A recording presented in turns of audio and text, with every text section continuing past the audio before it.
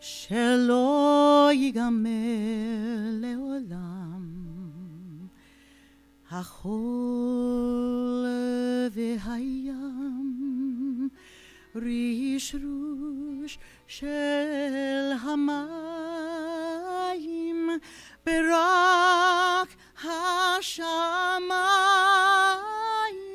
תפילת האדם. החול והים,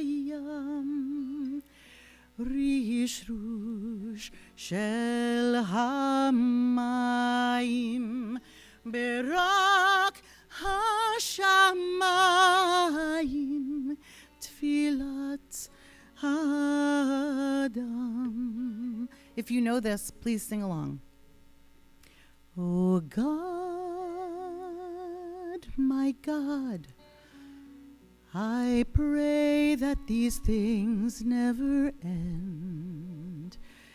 The sand and the sea, the rush of the waters, the crash of the heavens, the prayers of the heart, the sand and the sea, the rush of the waters, the crash of the heavens, the prayers of the heart.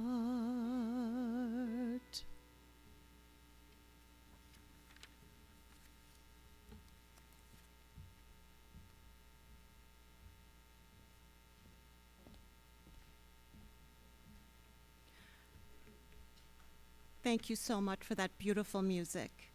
Good evening, everyone. I'm Victoria Tipp, Newcastle Town Supervisor, and I have the honor of welcoming you to Newcastle's Yom Hashoah, our 5th annual Holocaust Remembrance ceremony. Thank you to those who organized this meaningful event.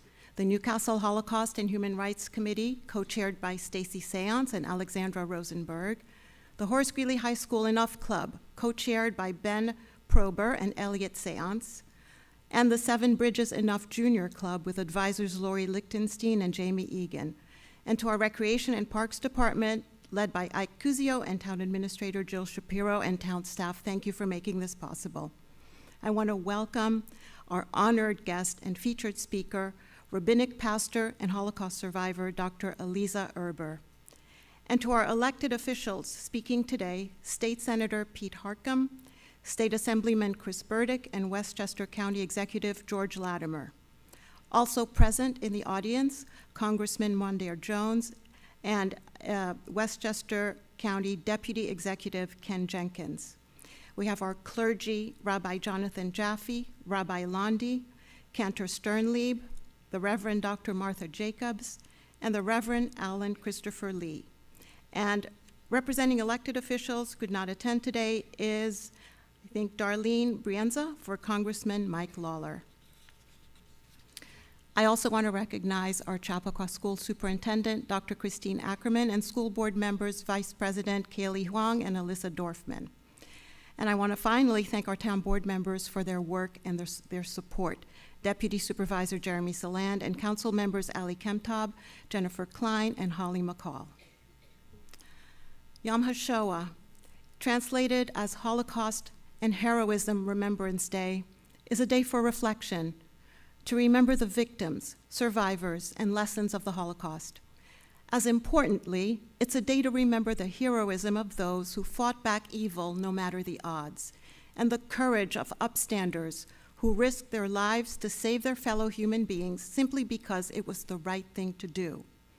It's a reminder of the horrific consequences of hatred, but it also shows our power to take a stand against hate, to create a more compassionate and humane society. This Yom HaShoah, following October 7th, the day of the worst atrocities against Jews since the Holocaust, is a true call to action, to actively educate now on understanding genocide and hate, the acronym of the Greeley Enough Club. In this moment, education is increasingly vital, but it is at this time that our educational institutions are failing in alarming ways.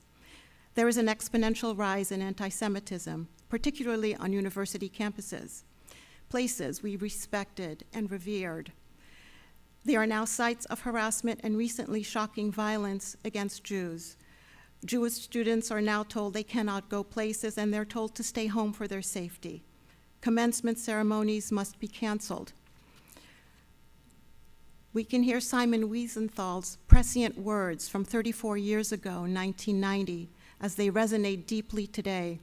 In his book, Justice, Not Vengeance, he said, "Hatred can be nurtured anywhere. Idealism can be perverted into sadism anywhere.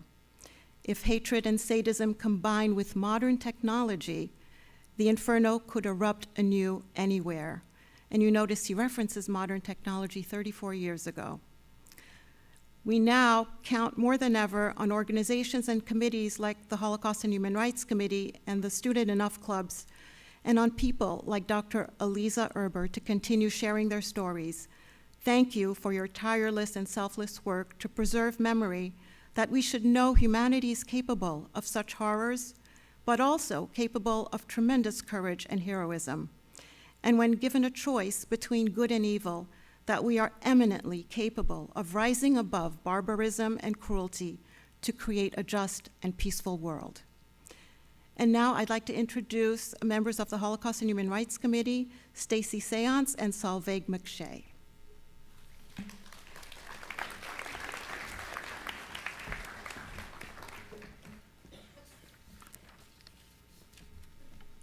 Hi, my name is Stacy Science, and I am the co-chair of the Town of Newcastle Holocaust and Human Rights Committee. Hello, my name is Solveig McShay, and I'm a member of the Newcastle Holocaust and Human Rights Committee, and we wanted to welcome you to this 5th annual Yom Hashoah Holocaust Remembrance Day ceremony. We wanted to recognize members of our committee, both here and behind us, for putting together such a meaningful program and for all the work that goes on throughout the year. We'd also like to thank our Newcastle Town Board for their continued support, and also Ike Cuzio, the Superintendent of Parks and Recreation, and his team for their beautiful maintenance of the Holocaust Memorial and Town Center. Tonight, when we come together, it is with a heaviness in our hearts. October 7th was the deadliest day for the Jewish people since the Holocaust. Anti-Semitic acts throughout the country and on college campuses have skyrocketed to levels we never thought we would see in our lifetime. And at the same time, the number of Holocaust survivors sadly continues to dwindle. We are so happy to see so many students here with us tonight. As the next generation, they will continue to stand up to hate and teach and retell Holocaust survivors' stories so that never again will truly mean never again. We are proud of the work that the students of the Enough and the Enough Junior Club do to educate about the dangers of hate, the perils of indifference, and the importance of taking action. In this dark time, they bring hope and light to our community. We would like to recognize local dignitaries and representatives that are here with us tonight. As you met, Town Supervisor Vicki Tipp, Town Board members Holly McCall, Ellie Kemtob, and Jennifer Klein. Assembly Member Chris Burdick, State Senator Peter Harcum, from Congressman Lawler's office, Darlene Brienza, County Executive George Latimer, our Principal, Dr. Seppi, and Mary Devane from the Chappaqua Central School District. Oh, and Superintendent Ackerman, Dr. Ackerman. And so now we will begin with the presentations by our local dignitaries, starting with Peter Harcum.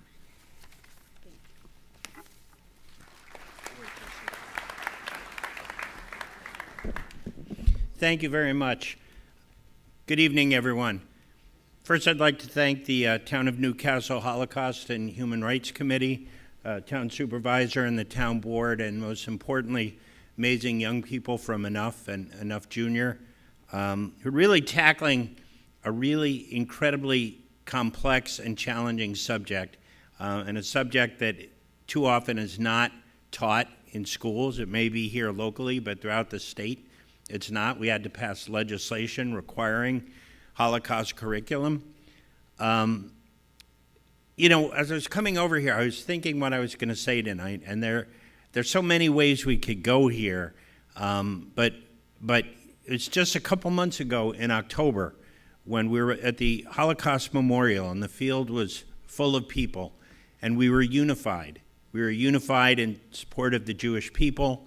Our nation was unified in support of the Jewish nation and the Jewish people.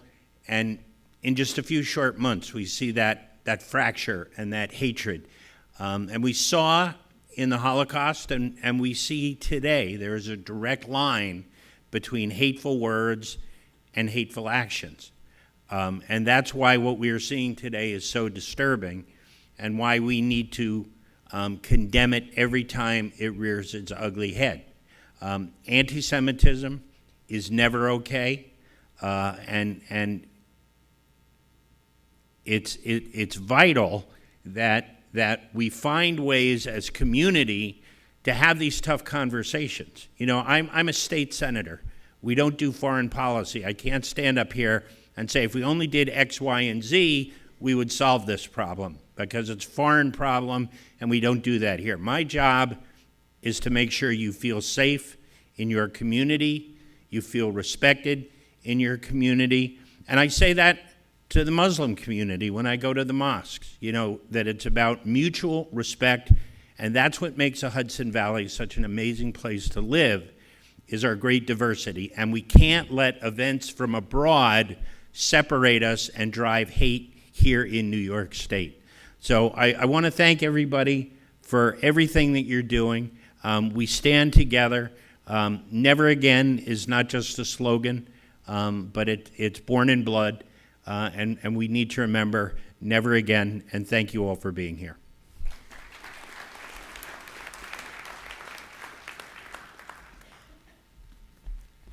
And now, Assemblymember Chris Burdick.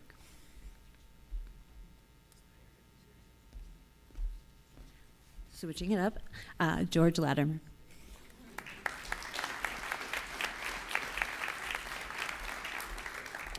Good evening. I'm County Executive George Latimer, and Assemblyman Burdick is on his way. We were both at a prior event down in White Plains. This is a very sobering moment, and I enter the thought of it in a very different way than you might expect me to. I'm not a big television show fan. I know that there are people who watch certain shows every week and they know the plot line. The last television show on cable that I remember being enamored by ended about 9 years ago. It was called Mad Men. And I don't know how many of you, the younger folks, may not even remember it. Those who are a little bit older, it told the tale of the 1960s and advertising executives in Madison Avenue. And the reason why I reference that is I remember there was an episode where Don Draper, who was this incredible salesman, an incredibly handsome guy, and really not a great guy, was dealing with the fact that one of his major clients was a cigarette company. And in those days, which I do remember, a few others may want to admit that in this room, when you could advertise cigarettes on television, that his job was to sell cigarettes on television at a time that the Surgeon General's report came out and said they were hazardous to your health and they could cause death.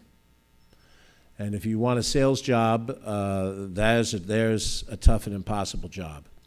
And the episode, which had other elements to it, showed how he was pitching the client on what he would say in TV ads and in print ads in order to sell people on a concept that was bad for them, but basically to convince them to do it anyway.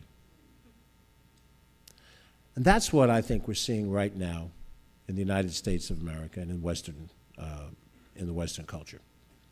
We're seeing an effort made to make a victim appear to be the aggressor. And that is exactly what happened in Nazi Germany in the 1930s. Adolf Hitler rose by convincing the German people that the problems that they were facing were created by an oppressive element in the society those amongst that society that were Jewish. And given the underlying anti-Semitism, he was able, through Joseph Goebbels, who I guess was the Don Draper of his day, was able to sell a concept to average everyday Germans that took a victimized group of people that had been oppressed under pogroms all throughout their history, diaspora history, and made them the great enemies of Germany, and only if they were exterminated would the problems of the German people disappear. There's the great line by the theologian that said, they went after the trade unionists, and I was not a trade unionist, so I did not object. And then they went after the gypsies, and I wasn't a gypsy, I didn't object. And they went after the Jews, and I didn't object because I wasn't Jewish. I'm Roman Catholic. I see my friend Dr. Jacobs here, Dr. Lee, members of my general faith tradition. And when I think of what that theologian said that day, I thought to myself that there were many, many people who could have and should have spoken up, who weren't Jewish, to be able to highlight in those early days when Hitler was Nazifying Germany and getting them ready for what was coming in the Holocaust and making people accept that it was okay to smoke cigarettes even though it's injurious to your health. I think we're seeing that today. What happened on October 7th clearly was a terrorist act, no different from 9/11 or any of 100 other terrorist acts that we've lived in society. What's different is that in short order, the people who perpetrated the attack and people who are their allies have changed the narrative.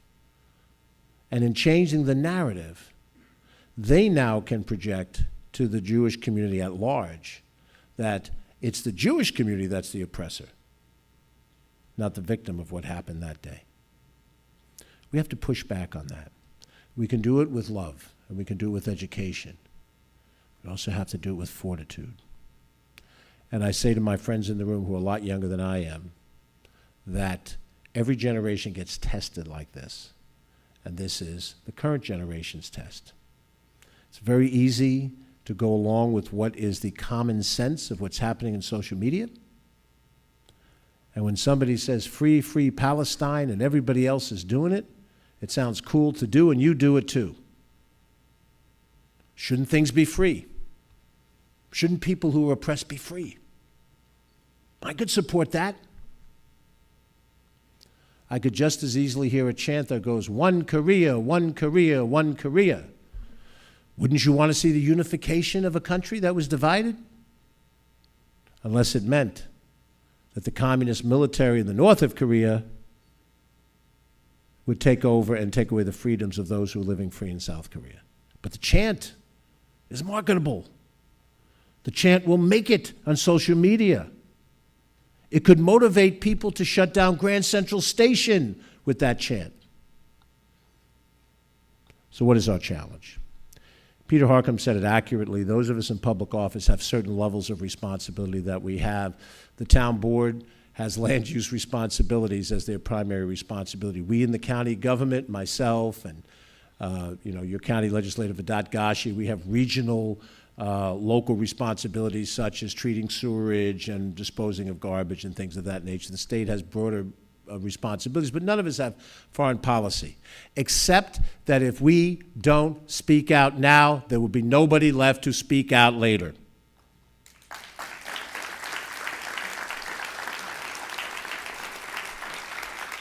And if you can change the narrative in Israel, you can change it in Western Europe, and you can then change it in North America.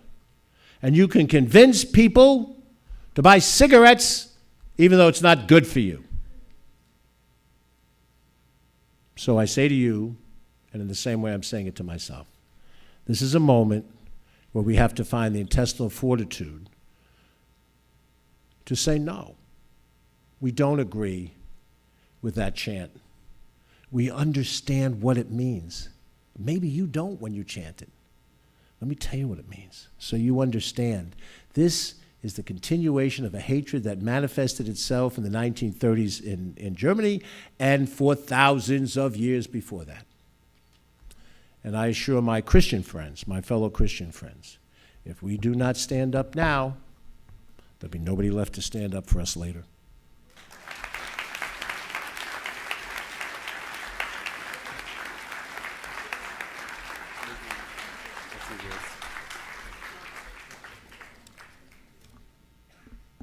Thank you, County Executive George Latimer and State Senator Harcum, for your inspirational words and for joining us for the special ceremony tonight. In light of October 7th and the rampant increase in anti-Semitism, it is now more important than ever to hear these stories and remember where such extreme hate leads. My name is Ben Prober. And my name is Elliot Science, and we are the co-presidents of the Enough Club at Horace Greeley High School. The Enough Club stands for Educate Now on Understanding Genocide and Hate, and that is what we aim to do. We'd like to recognize our advisor, Helen Harrison, our interim advisor, Ms. Citruk, the advisors of the Enough Junior Club, Lori Lichtenstein and Jamie Egan, and all of the members of the Enough Club and the Enough Junior Club for all of the hard work that they do to support the mission and to be with us tonight. Yom HaShoah is about reflecting on the past and using those lessons to help create a better future. Today, acts of hate and anti-Semitism are at an all-time high. As students, we know it is our responsibility to stand up and do what we can to create a community of understanding. The mission of our club, Enough, is to empower students to stand up to all hate and to develop a community of acceptance through education and the understanding of people's differences. As the next generation, we understand that we have a responsibility to listen to these stories of the Holocaust, to retell these stories, and to educate each other. We educate to better ourselves. We educate to better the next generation. Elie Wiesel once asked, "Why write the memories of the Holocaust? Why share the experiences of the Holocaust? For the dead, it is too late." His answer, because it is never too late for our children. Now we would like to introduce Ms. Lichtenstein, Enough Junior Advisor, and the recent recipient of the Susan J. Goldberg Memorial Teacher Award, presented annually to an educator who has made distinguished contributions to their school and community on teaching about the Holocaust and other violations of human rights.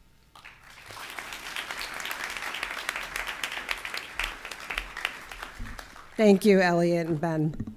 Good evening. My name is Lori Lichtenstein, and I am the co-advisor of the Enough Junior Club, along with Jamie Egan at Seven Bridges Middle School. This event is a wonderful example of various factions of our community coming together to commemorate Yom HaShoah. Elie Wiesel, the noted scholar, author, and Holocaust survivor, once said, "Without memory, there is no culture. Without memory, there would be no civilization, no society, no future." The Town of Newcastle Holocaust and Human Rights Committee, by sponsoring this annual event, has ensured that in Chappaqua, we are developing a culture where hate and genocide will not be tolerated. By inviting survivors, like tonight's speaker, Dr. Rabbi Eliza Erber, to share her story, we are making sure that as a community, we are helping to bear witness and preserve memories. By bringing together the school and town communities, we are helping to ensure the future. It is the future that I am going to talk about. When I was asked to advise the Enough Junior Club last fall, I had some trepidation. I had heard about the chapter at the high school, but I did not know much about their activities. It was difficult to envision how middle school students would engage with a club whose mission involves social action and grappling with really challenging topics. But I was quickly proven wrong.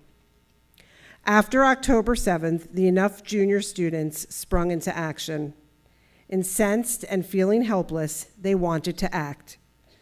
They were not sure what that might look like, and neither were we. But the ideas flowed, and they patiently and tirelessly worked with their advisors and Dr. Stewart, our building principal, to plan a walk against hate.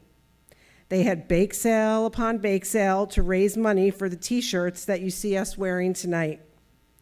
They designed the t-shirts, advertised the event, wrote poems, and found poems with messages of hope and warnings of the dangers of hatred.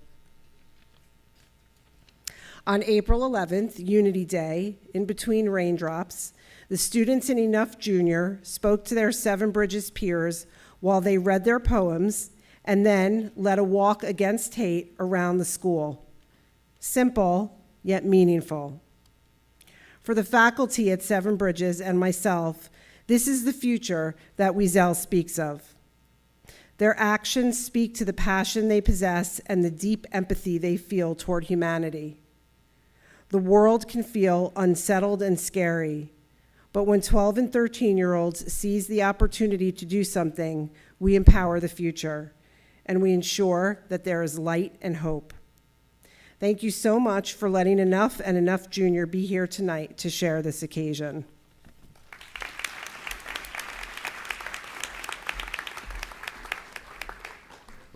Thank you so much, Lori, Ms. Lichtenstein, and thank you for being an advisor of an amazing club. We are so proud of both you and all of the students. Now we'd like to introduce Assemblymember Chris Burdick.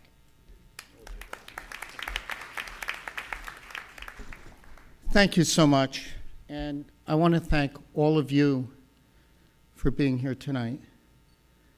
It's so incredibly important for our community that we're here together, that we're supporting one another in these terrible times.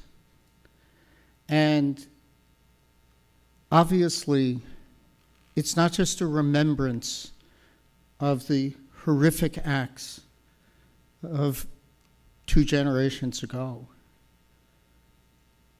but what's going on right now. And why, for that reason, it is so important for elected officials like myself to show my solidarity with Israel and the Jewish community, and to do everything I can to foster peace, understanding, compassion, love over hate. And we do know that love is far stronger than hate, but it takes all of us together to make that happen. One thing that I'm very happy to report is that the New York State legislature and governor recognize that. And that's why this last budget that we just adopted increases the penalties for hate crimes. And here in Westchester, provides significant funding for the Holocaust and Human Rights Education Center for the significant work that they do. So know that I'm here. I share with you all of the grief that you have, all of the concern that you have, and that you all are in my thoughts and prayers. Thank you.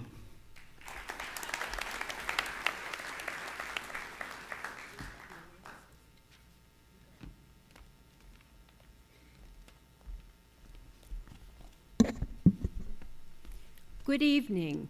My name is Pat Pollock. I'm the former nurse at Bell School and a very proud member of the Holocaust and Human Rights Commission. My name is Eric Marmon. I'm a resident of Newcastle since June of 2020, and like Pat, I'm a proud member of our Holocaust and Human Rights Committee. The mission of this committee is to raise the level of awareness and promote education with the hope of creating a community of upstanders who will be each other's allies. These students are not just the future, they are the architects of a better tomorrow. Raising children to be accepting is not just about teaching them to accept differences, but empowering them to be the change they wish to see in the world.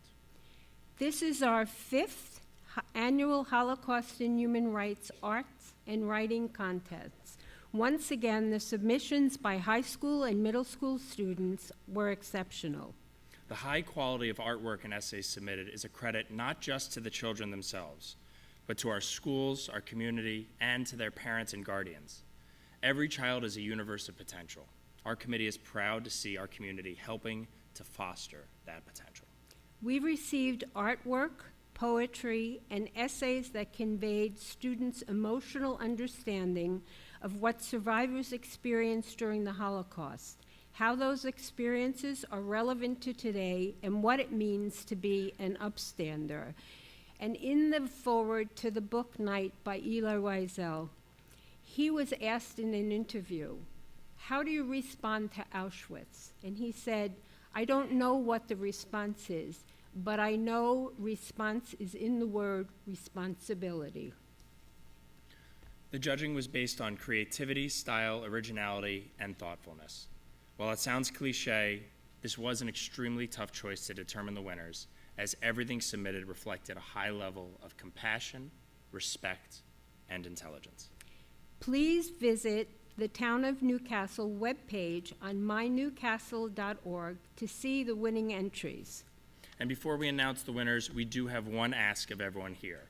Please spread the word about this contest and urge other students to participate. Help us to sow the seeds of acceptance and understanding by furthering engagement and discussion next year. Our goal is to increase the number of participants, getting more young people to contemplate and discuss the themes of diversity and acceptance. We will now announce the high school winners. The winners of the high school essay contest are honorable mention, 9th grade, Chani Nayadu. Third, and the gifts are there. Third place, 11th grader, Rachel Chen. If you're here, come up. Second place, 10th grader, Ezra Goldstein. And the first place high school essay contest goes to 10th grader Bailey Card.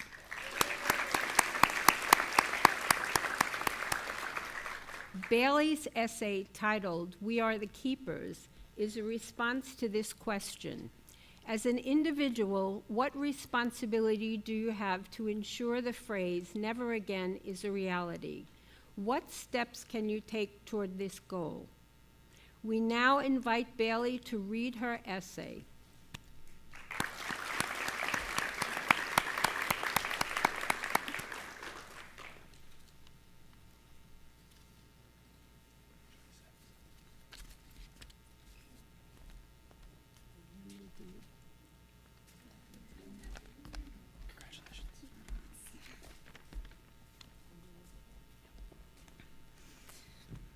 Memories can outlive any human, or they can be buried in a grave with their keeper. They can be fragile, delicate, and temporary. We are the keepers of our memories. We hold the key to keep these reminders alive throughout our lifetime and beyond. We can also become the keepers of others' shared memories. My grandmother's memory is now fragile. My mother, her daughter, is now my window into her life. I won't let Alzheimer's win. I will become one of her keepers. Her mind holds memories from a world before me. Soon, all will fade like her recent memories that have already begun evaporating. I hold memories that were once hers in a small filing cabinet in my brain. To keep her memories alive, I will spill these filing cabinets' contents to my children, and they will to theirs. Memory is a power that holds its own dimension separate from time and space. We are the keepers of memories. We are their door, lock, and key into reality and truth. The Holocaust has created one collective memory of nightmares and lessons. As the remaining survivors dwindle, so does this echo. Those remaining tell of abuse, degradation, deception, betrayal, inhumanity at the hands of Nazis. They tell of the time leading to the rise when half-truths spread across Europe and beyond like the plague, creating a false, deadly narrative. They tell of intimidation of bystanders and betrayal by friends. Now, as a community of listeners, we have become these stories' keepers. We hold the power to keep their experiences alive. Today, as anti-Semitism sparks, we cannot forget how this once began, and how everything often begins. It begins as ideas of hate spread through scapegoating, propaganda, and racism. Propaganda sneaks its way into societal beliefs, progressing to eventual action. Right now, anti-Semitism on school campuses has forced many Jewish individuals to be marginalized. This hate facilitates the rationalization of terrorist actions, such as what occurred on October 7th.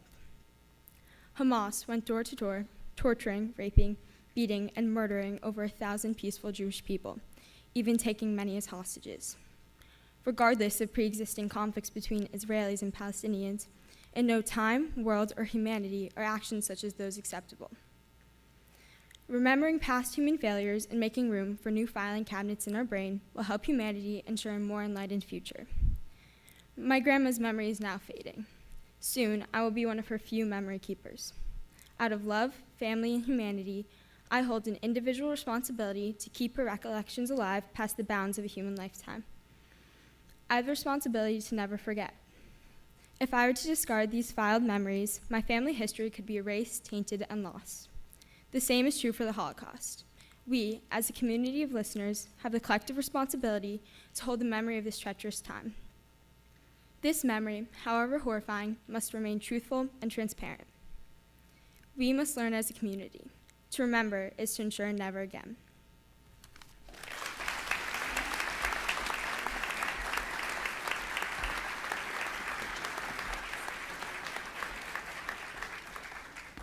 We'd like to invite all of the essay winners up to receive their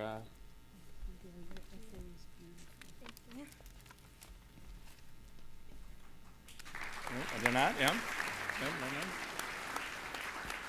No, they're not coming? Ezra Goldstein.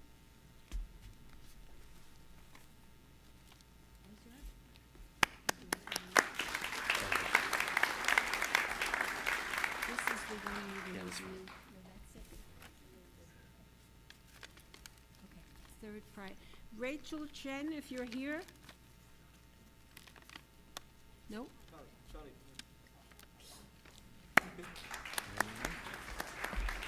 It's the honorable, the certificate. Acceptance. Chani, Yes, it's right here. congratulations. Thank you. I don't know if she's here.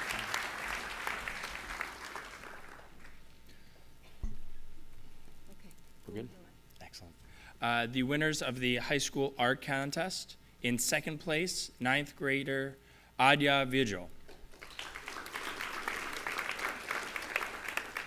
And then in first place, It's the same, Aditi. yep, Aditi Vigil. Sorry, I lost my place. Aditi isn't here. Yeah, so Aditi is not here. So Aditi wrote a poem entitled Birds, which I'll have the pleasure of trying to read. Crouching in the dark, crowded wagon, all I hear is sorrow. Echoing, reverberating, engulfing, it is poison, the silent serpent, leaving its trail of venom. I am marched out of the wagon and drowned in a sea of men. Crowds of people, their heads shaved bare and pajamas striped. Possessions ripped from their hearts, each one a cut, a forever scar. Numbers are etched upon our arms, each one a mark of what we've lost. My free will, my joy, my peace, my humanity, gone. Grief as potent as a river, helplessness as vast as an ocean, and fury as hot as a dancing flame, threatening to burn everything it grasps. Constantly humiliated and hungry, I knew the end was near. But I hung on to life. My hope has started to drain, leaving in its place a blood-red stain. I glanced upward and am escorted to a camp. Auschwitz, it reads. The grief in the air is tangible, and I hear a string quartet playing. I think to myself, but they can't stop birds flying over. Despite the sorrow and heartbreak engulfing this camp, they will fly over. I searched the whole afternoon, yet there were no birds, not a single one.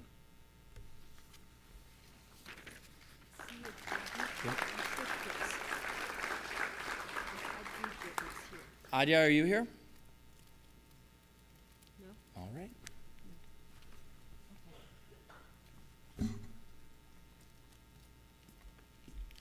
Next is Jared.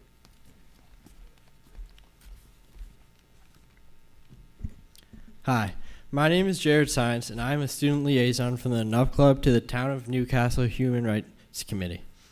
My name is Eva Millerman. We would like to thank the Chappaqua Central School District for their support with this contest. Jared and I are honored to announce the winners of the middle school essay and art contest. The first place winner of the middle school essay contest is Nolan Kim, a 6th grader at Seven Bridges.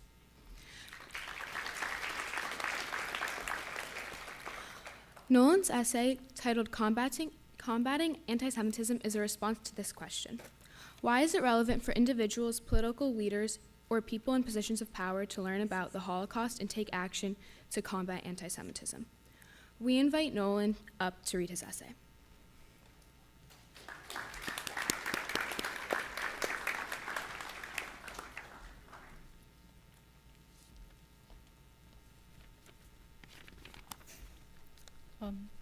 As people, we never want to make the same mistake twice. One historical event we never want to happen again is the Holocaust. If we as people do not learn from this, then it's not just one generation that's impacted, but all generations.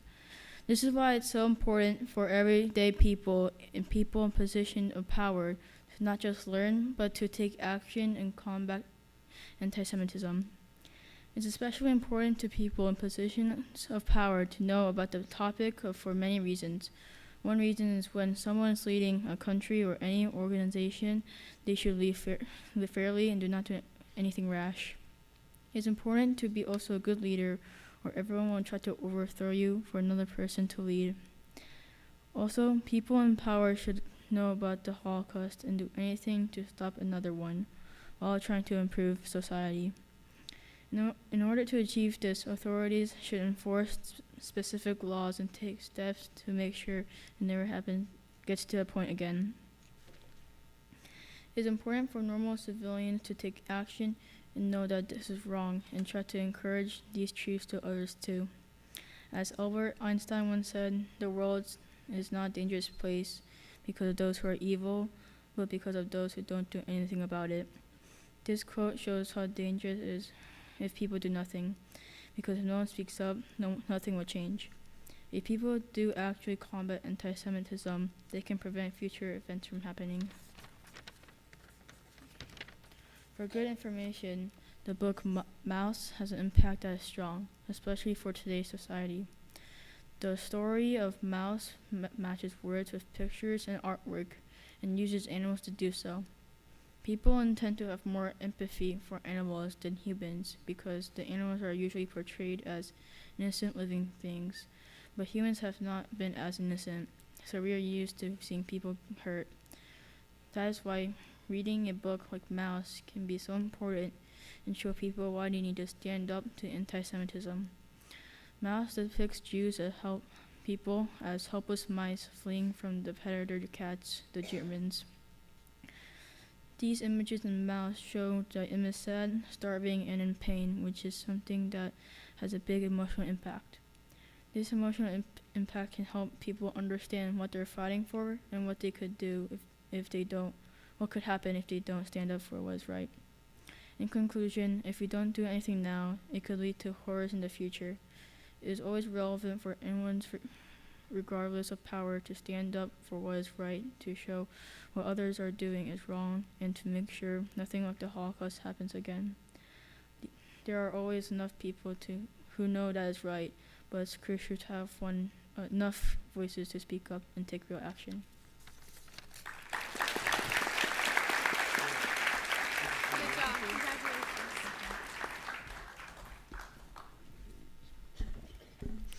And now the winners of the middle school art contest are honorable mention 8th grader at Seven Bridges, Ava Schreiber.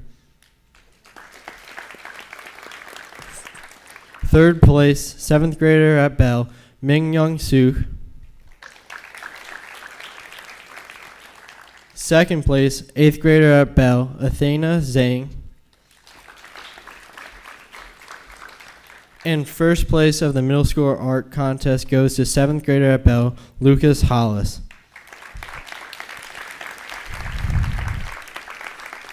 We invite Lucas to read his artist statement and show his artwork.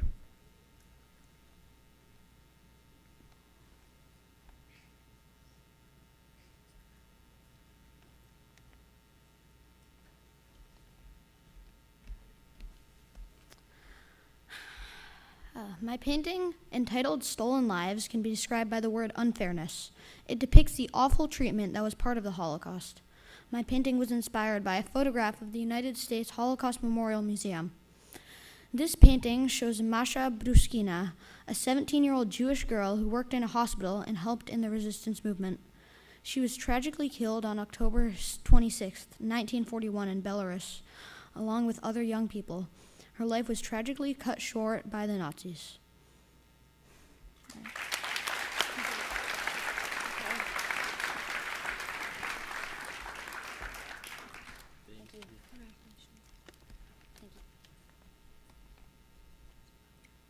If any other winners are here, could you come up to get your prize?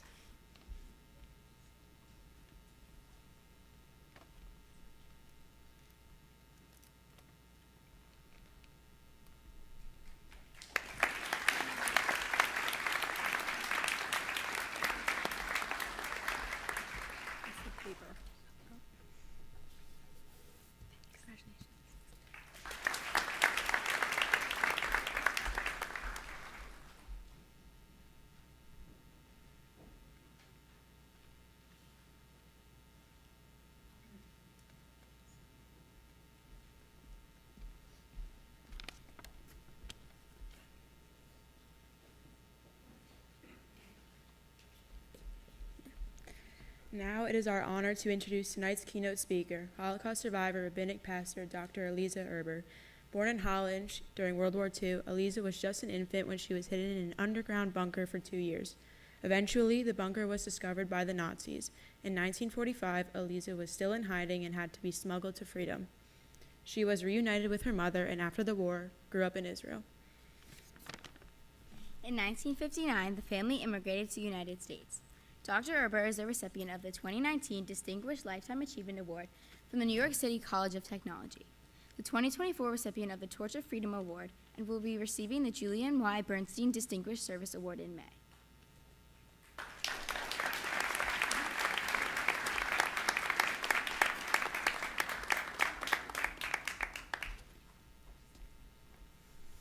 Good evening, everyone.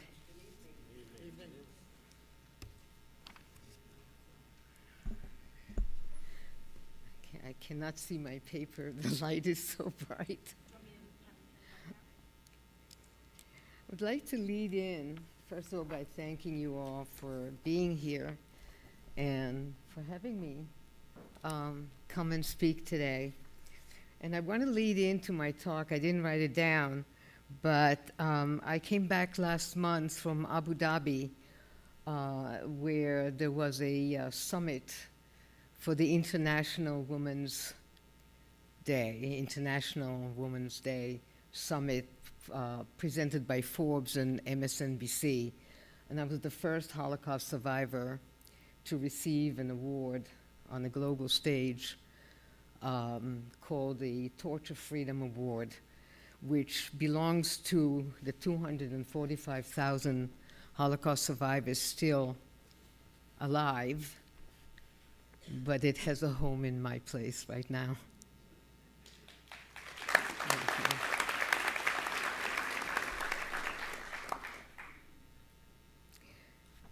So a couple of weeks ago, we sat at a Seder to celebrate the Festival of Freedom while more than 130 hostages are still being held in captivity in Gaza. Talks about their, I really can't see my paper, I'm sorry. Okay, if the light could shine from the back rather than from the front, it's hitting me in my face. Is there a light in the back? Thank you, okay. Talks about their release stalled yet again, and when Hamas tells us that they cannot even find 40 hostages to continue the talks about the ceasefire. And I'd like to know, where are our people? In the interim 6 months, since October 7th, have they been murdered? It's impossible to stand here today, even on Holocaust Memorial Day, Commemoration Day and not talk about October 7th. It marked the worst massacre perpetrated on Israel, on us, since the Holocaust, when a handful of broken yet determined Holocaust survivors arrived in pre-Israel Palestine, most having to sneak in under the watchful eyes and guns of the British Mandate and the darkness of night. My mother and I were among those pioneers sneaking in to build a land for the Jews. I say us because we are all in this together. None of us here, none of us, is the same today as we were before October 7th. 81 years ago, I was born in the midst of a chaotic world under a tyrannical regime. As in the days of Pharaoh, finishing up Pesach, Jews were to be annihilated and wiped off the face of the earth.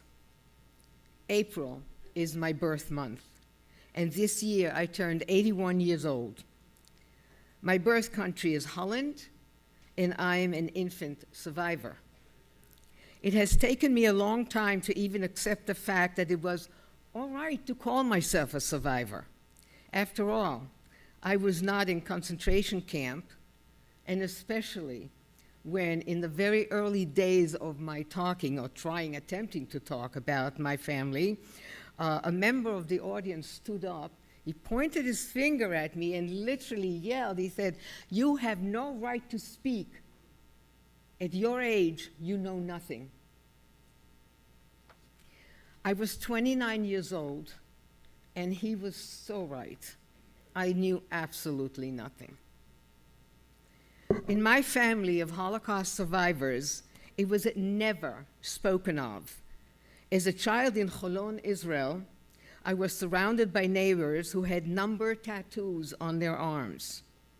I thought then that it was normal. Believe me, there's nothing normal about that. So now, after being told by a stranger that I knew nothing and I had no right to speak, I needed to learn everything I possibly could about the Holocaust. The more I learned, the more I needed to know. That was also the motivating force behind enrolling in seminary to become a rabbinic pastor. I wanted to better understand why there was so much hatred directed at my people, at us. Slowly and over the years, I got my education. I built a foundation and became a better and more knowledgeable speaker. For my talk last year at the Garden of Remembrance in White Plains, Millie Jasper asked me to speak about why I choose to stand in front of you, in front of so many remarkable audiences who come out despite obstacles, despite bad weather. Last year it was horribly cold and windy, and why I do it, why. And to tell you the truth, I was really stumped. I had never really thought about the why of it, why I do this. Well, the simple answer, of course, and maybe not so simple, is education. We need to tell and retell, not only of the evil of the Holocaust, but also of the incredible courage and heroism. And yes, there was always this knowing feeling, knowing with a G, not a K, this knowing feeling inside of me that I was not doing my part, that I was not doing enough, and that I needed to do better. But why? Well, I needed to go much deeper inside myself to come up with the answers. And not just for you, my audience, but also for myself. So back in the 1940s, 80 years ago, in the Netherlands, my family was very active with the Dutch resistance and underground. The Nazis marched into The Hague in May of 1940 when my mother was 17 years old.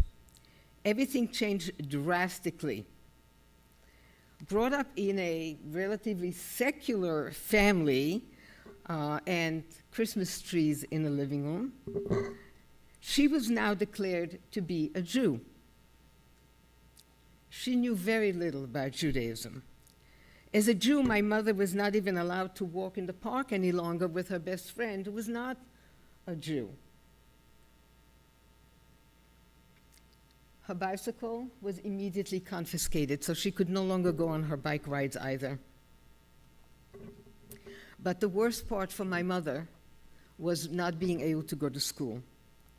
She was a promising artist, like her father.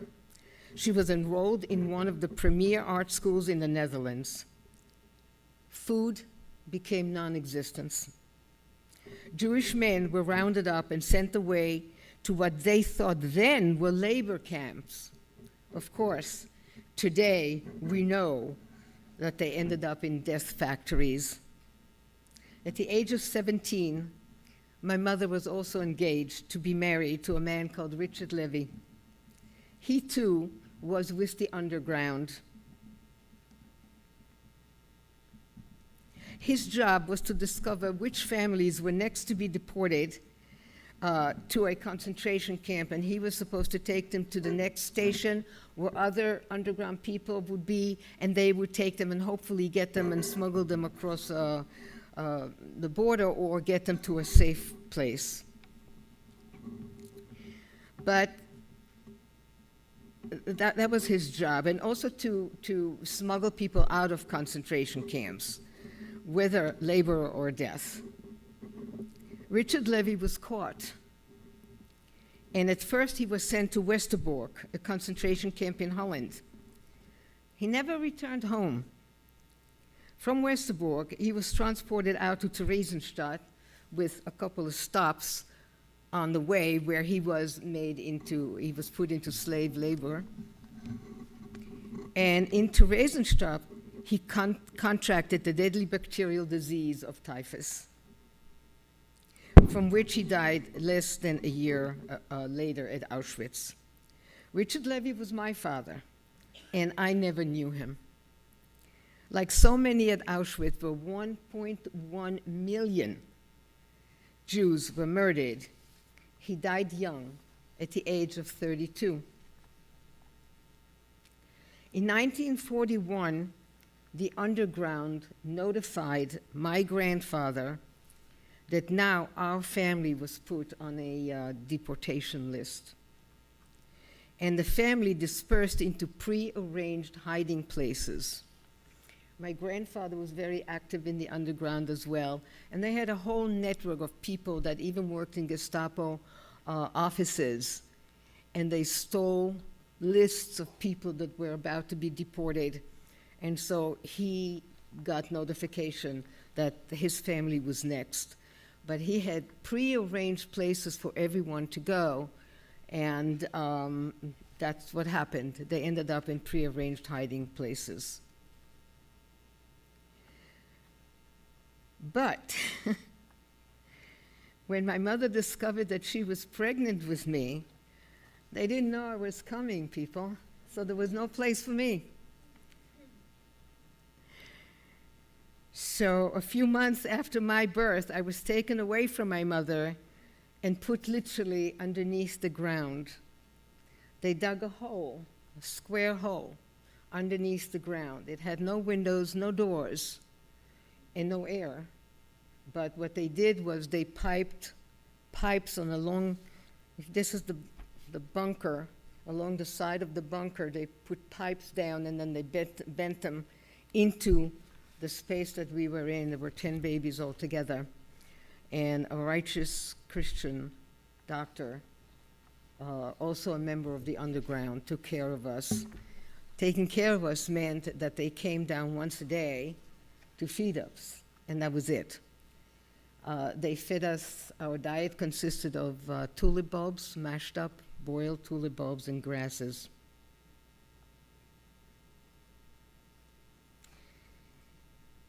This really was the extent of my human contact for my first 2 years of life. I spent the next 2 years in total darkness and isolation, deprived of food, deprived of human contact, or any form of sanitation. I'm not sure they took the time to diaper us. Couldn't crawl. And as I said, the air was piped in from the sides. Most of the time, our mouths were taped shut because sound carried up into the heavily patrolled woods above us. So when that man in the audience pointed his finger at me and yelled that I had no right to speak of the Holocaust because I knew nothing, he was only partially right. Cognitively, at that time, he was right. I knew very, very little. But subconsciously, I knew a lot. I suffer from chronic post-traumatic stress disorder, and as the noted psychiatrist Bessel van der Kolk wrote in his book, "The body keeps the score." He's right, my body kept the score, still does. So why do I speak? I speak to honor my father, Richard Levy. I speak to honor Oma Babette, my Hungarian Roman Catholic great-grandmother, who at the age of 85 was shoved into a suffocating cattle car and taken to Auschwitz. She survived the trip, pressed body to body without water or sanitation. There were 2 buckets put in the cattle car, one on one end and one on the other. But the prisoners were put in there so tightly that no one could move. If you died, you couldn't even fall down because there was no room.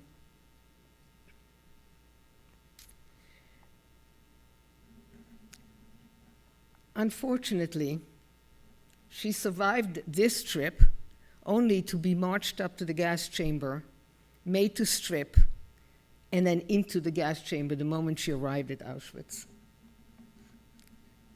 Her crime, of course, was that she was married to a Jew. I speak to honor the rest of the family members, and this is just the ones who were in Holland. We had family in Poland, in Austria, where my father Bert's family is from. And I found them on the newly erected Names Monument in Amsterdam. I speak to honor the Roma and the Sinti, who, like the Jews, were considered to be the Untermensch, not fit for life. I speak to honor all those who were born different and thus deemed unfit for life. I speak to honor those without voice, the 1,500,000 children murdered. And I speak to honor the survivors who, despite the horrors that they have seen and went through, picked themselves up and created meaningful lives with new spouses, new children. Why else do I speak? I speak because hate and the aftermath of evil and brutality are like that poisonous gas that murdered my great-grandmother. It spreads into every pore and crevice of your being, especially your mind. When I speak to a group like the Enough members here, young people, I emphasize for them, the importance of being upstanders and not bystanders. Don't look away from evil. I tell you that because of bystanders, I am here today. I'm here today and not number 1,500,001. I want you to know that the Holocaust did happen. And today, with anti-Semitism at its highest and most dangerous level since the Holocaust, with so many deniers of the Holocaust out there, I want everyone, but especially you young people, to remember that it did happen.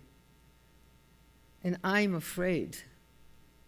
I fear that today the threat is here again. I want you all to know and to look at an anti-Semite at the eyes and a denier and tell them you're wrong. I met a Holocaust survivor. She was old, but she stood tall.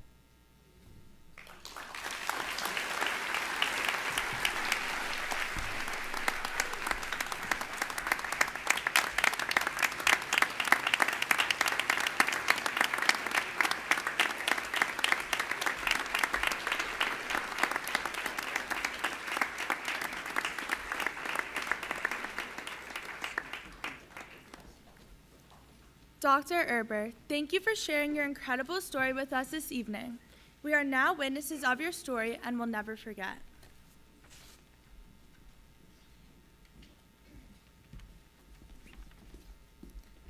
We now invite all Enough members, Enough Junior members, Ms. Citrick, Ms. Lichtenstein, and the confirmation class from Temple Bethel, and Dr. Erber to join us to light the memorial candles. Tonight, we will light 7 candles. We light 6 candles in the memory of Dr. Erber's family and the 6 million Jews who were persecuted and murdered simply because of who they were and what they believed. We light a 7th candle in memory of the millions of other groups of men, women, and children who were discriminated against by the Nazis and who were perished by their hands. The Roma and the Sinti, the LGBTQ+ community, the disabled, and all those who dared to oppose Nazism.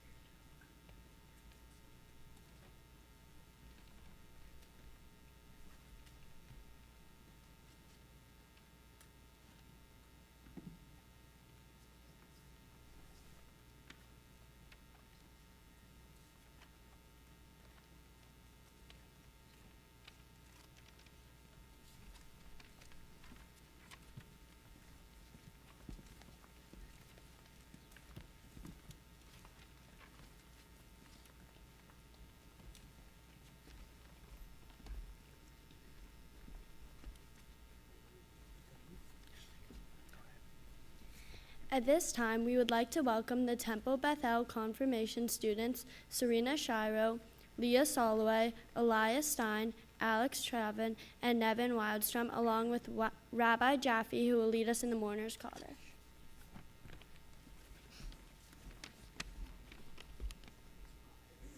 Please rise.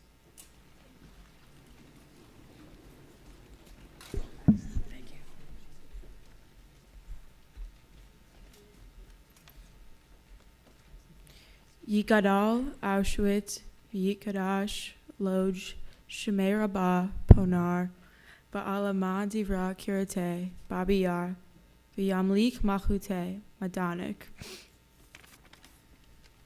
B'chayechon u'v'yolechon, Birkenau, u'chaye dechol be'Yisrael, Kovno, Ba'agala u'v'izman kariv, Yanauska, V'imru Amen. Yehe Shmei Rabbah Mivorach, Le'alam ul almei almaya. Yit Barach v'yishtaba, Theresienstadt, v'yit Payar, v'yit Romam, Buchenwald, v'yit Naseh, v'yit Hadar, Treblinka, v'yit Yale, v'yit Halal, Vilna, Shmei de Kucha Barikhu, Bergen-Belsen. Leila, Mauthausen, Min Kol Birchata v'Shirata, Dachau, Tushbechata v'Nechamata, Minsk, Damiran Balma, Warsaw, Vimru, Amen. Yehi Shlama Vaba Min Shemaya, V'hayim Aleinu V'al Kol Yisrael, Vimru, Amen. Oseh Shalom ben Mamav, Hu Ya'aseh Shalom, Aleinu V'al Kol Yisrael, Vimru, Amen.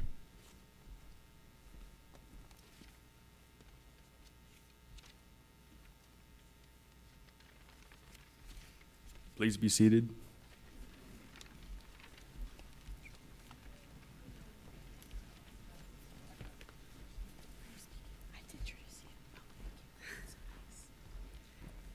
Thank you, Rabbi Jaffe and the Bethel confirmation class. We now welcome Cantor Sternlieb. Thank you. This is Ani Ma'amin. I believe with perfect faith in the coming of the Messiah. And I even believe if there's a delay, we will await that coming. These words were chanted by those on their way to the gas chambers, a true song of hope, of faith, of belief, taken from Maimonides' 13 Principles of Faith. Ani Ma'amin, Ani Ma'amin, Ani Ma'amin,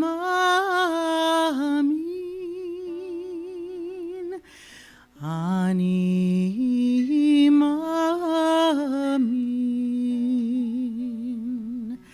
B'emunah shlema, B'emunah shlema, B'viat HaMashiach, B'viat HaMashiach, Ani Ma'amin, B'viat HaMashiach, B'viat HaMashiach, Ani Ma'amin, Ani Ma'amin, Ani Ma'amin, Ani Ma'amin, Ani Ma'amin.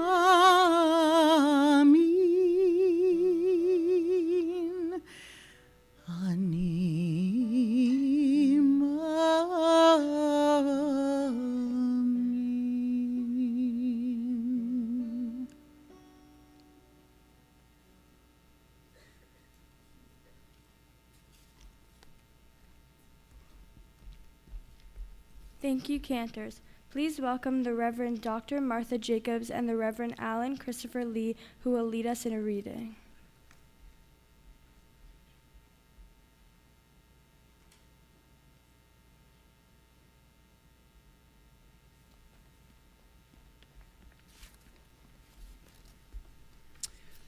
Good evening. We are so thankful to the Newcastle Holocaust and Human Rights Committee, Enough and Enough Jr., for allowing us to be here and included this evening. This evening, we're going to share with you a prayer for Yom HaShoah written by Rabbi Jonathan Sachs, may his memory be for a blessing, for Holocaust Remembrance in 2013.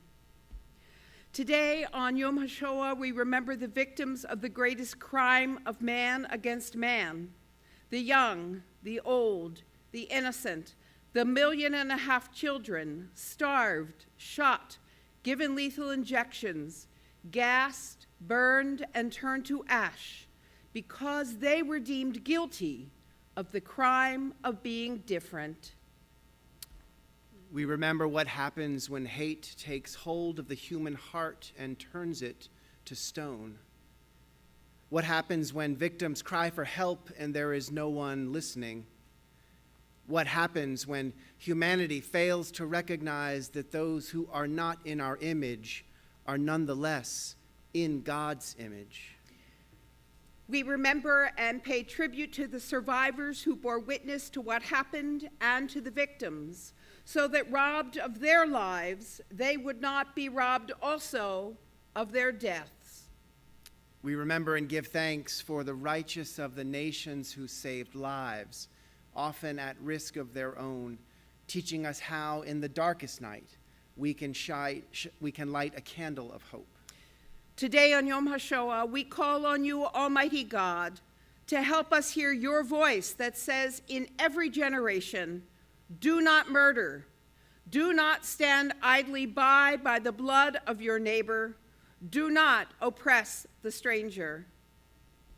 We know that while we do not have the ability to change the past, we can change the future. We know that while we cannot bring the dead back to life, we can ensure their memories live on and that their deaths were not in vain. And so on this Yom HaShoah, we commit ourselves to one simple act, Yisker, Remember. May the souls of the victims be bound in the bond of everlasting life. Amen.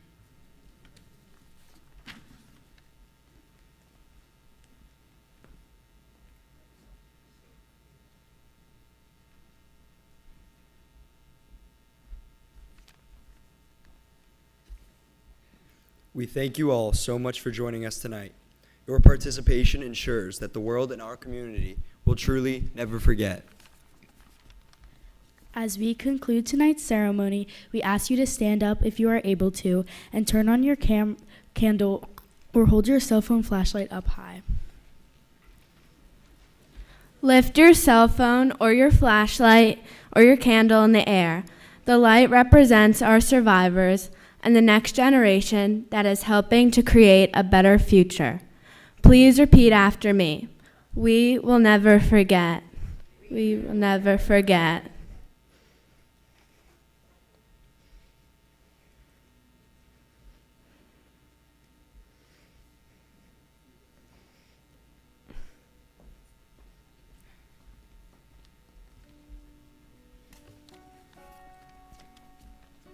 We're going to close with Oseh Shalom.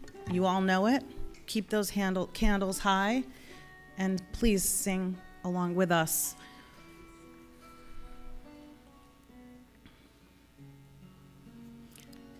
Oseh Shalom bimromav,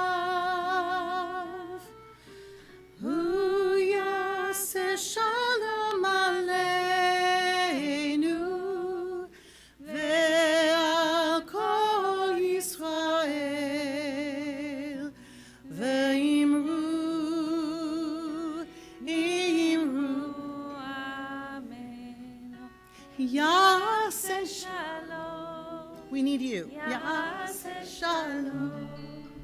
Shalom aleinu ve'al kol Yisrael. Yaseh Shalom. Yaseh Shalom. Shalom aleinu ve'al kol Yisrael. Yaseh Shalom. Yaseh Shalom. Shalom aleinu ve'al kol Yisrael. Yaseh Shalom. Yaseh Shalom. Shalom aleinu ve'al kol Yisrael.